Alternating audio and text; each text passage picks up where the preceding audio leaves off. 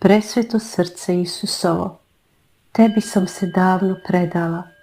Ti si postao moje skrovište, moj mir, moj put i moje svjetlo. U tebi sam našla dom za svoje srce i snagu za dane kada bih posrnula. Sada, kad ti se predaje moj narod, ja ti samo ponovno dajem sebe kao i tada, iskreno i cijelim bićem. Neka tvoje srce kuca u srcu Hrvatske. Neka tvoja blagost preobrazi rane.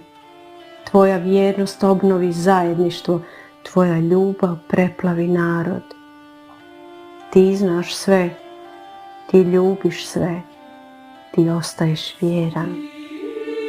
Presveto srce Isusovo, u tebe se uzdam. Amen.